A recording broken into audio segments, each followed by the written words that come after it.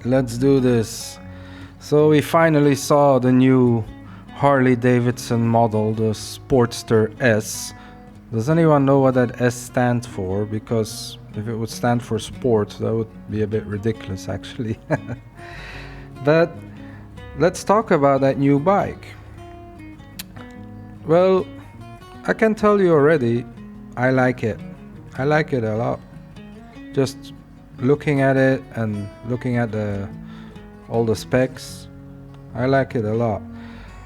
The only thing I didn't like was the forward controls, but I already saw that Harley brought out like this foot peg rear set adapter for mid controls, so I don't have any gripes with it anymore. It looks, yeah, it looks amazing, yeah. If you look at the specs, it's got 121 horsepower and 120 something newton meters torque, which is, wow, it's more than my Triumph actually. So I'm looking forward to actually see it in the flesh and then maybe test ride it if possible. And I want to see what this new beast is made of. Will it replace my Triumph? Probably not. It's a bit overpriced everywhere in the world actually. For what it is, it's a bit too expensive because you're not paying for the bike, you're paying for the name. I think it's one of those things. Maybe in a couple of years there's a possibility to pick one up second hand or something, or third or fourth hand, who knows.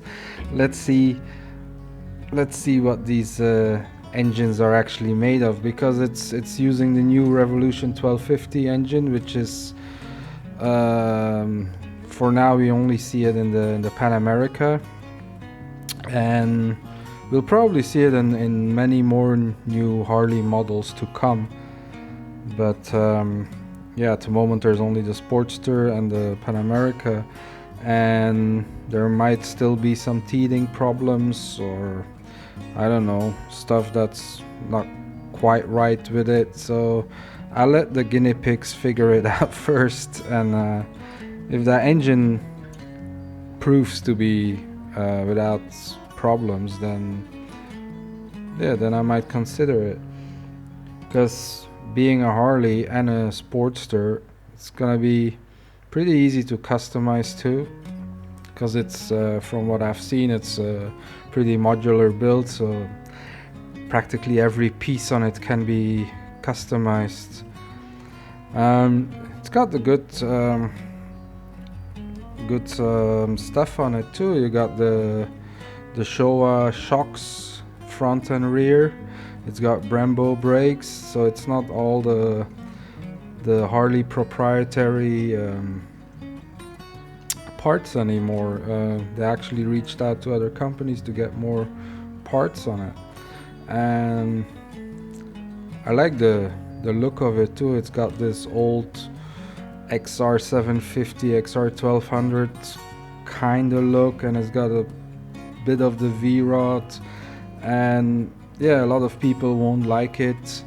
Well, by people I mean the old Harley fans, because this is a liquid cooled bike, because they have to comply with the Euro 1, 2, 3, 4, 5 thingy, and yeah, air cooled bikes are just gonna disappear more and more, especially for the bigger displacements.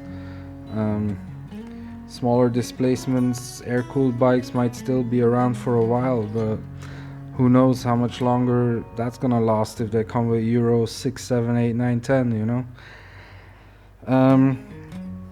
So yeah, what Harley is trying to do is they try to get a new younger audience, because a lot of the older guys who ride the big touring rigs and the baggers, it's not their style either. So because they didn't or don't like Sportsters to begin with, because Sportsters have always been like put in a separate category by those people. So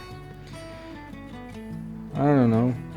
I think Harley is doing a good thing, trying to find a new audience and trying to um, get a bigger piece of the market. Um, like you can see with the new Pan America, the adventure bike, so they're trying to get a foot in the door there too, trying to poach some customers from BMW and KTM mainly.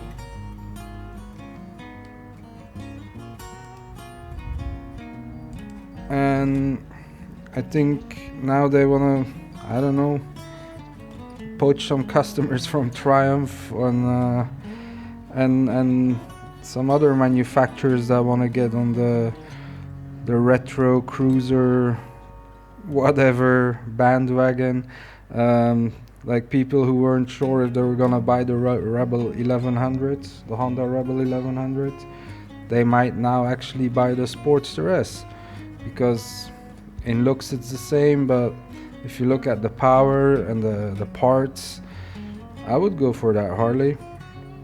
But as I said, not at the moment. Still gonna wait a little bit. But yeah, in short, I like it.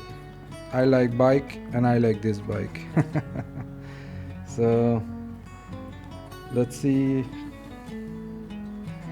what happens in the future and what new models Harley is gonna bring with this engine. So maybe something more scramblery. That would be fun too, like some sort of naked Pan America.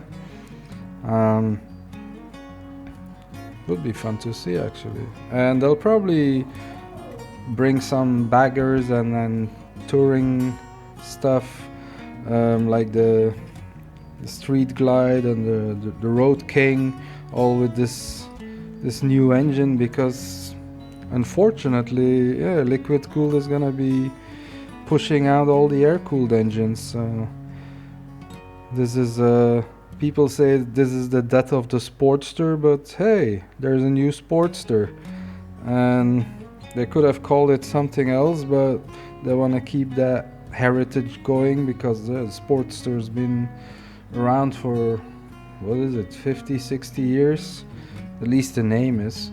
And there's always gonna be people who don't like the new